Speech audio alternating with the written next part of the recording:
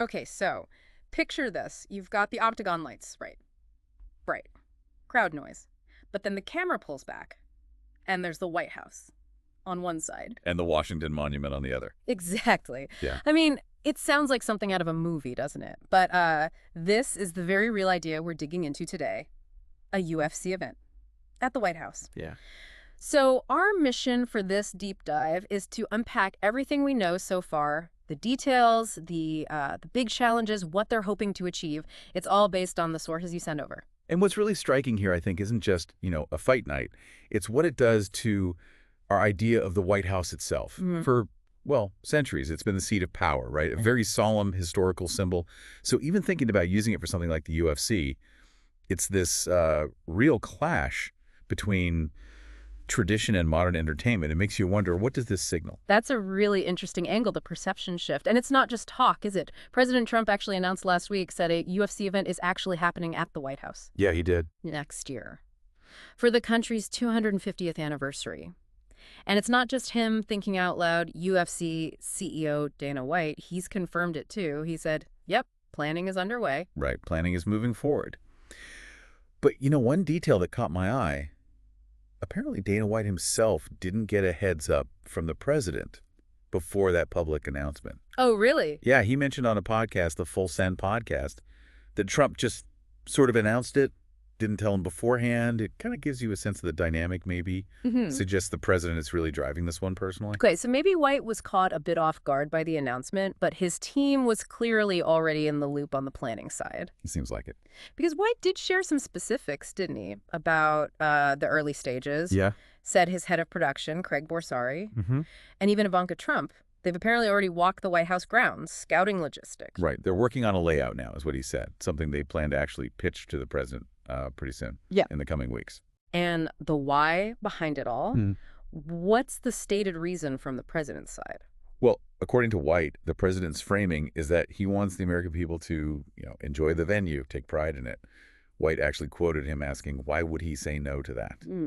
So it's being positioned less as just a UFC fight night and more as, like, a national celebration, tying it into that 250th anniversary. A celebration for the nation. Yeah. Okay, but staging something like this, I mean, a combat sport, at that location, there've got to be huge hurdles. Oh, absolutely. What are the big ones? Especially, the White House. Security has to be insane. That's exactly it. Security is the core challenge. You're dealing with the Secret Service, incredibly strict protocols.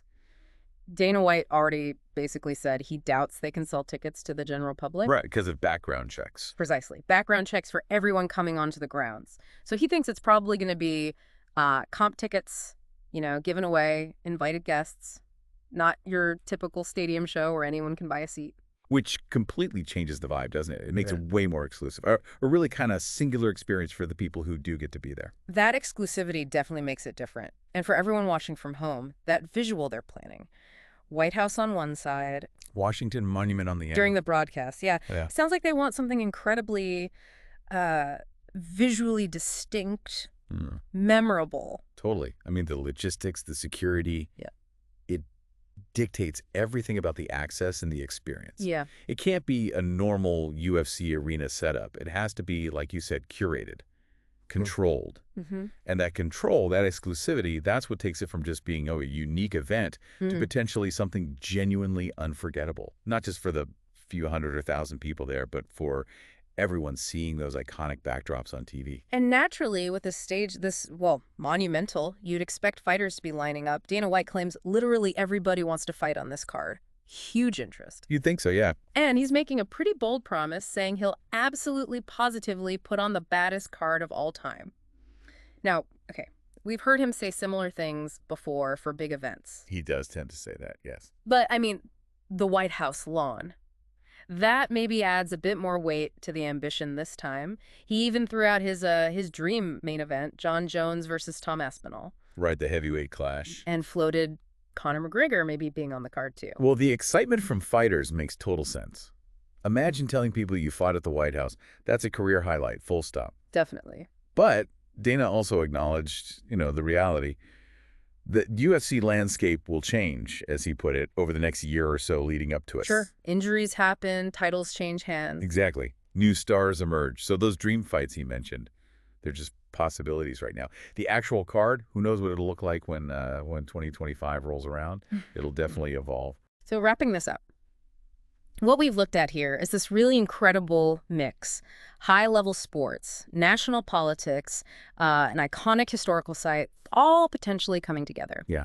This deep dive, it really shows how far a major sports league might go and how maybe even our most famous landmarks could become stages for, for things we never imagined before, like combat sports. It really does. And it leaves you thinking, doesn't it? What does it actually mean for the White House, this symbol of, American governance and history, to host something like the UFC? How could an event like that change how people see the sport? Yeah. Or even how they see the White House itself? What kinds of new conversations does this whole unique intersection start for you when you think about our national symbols and how they're used?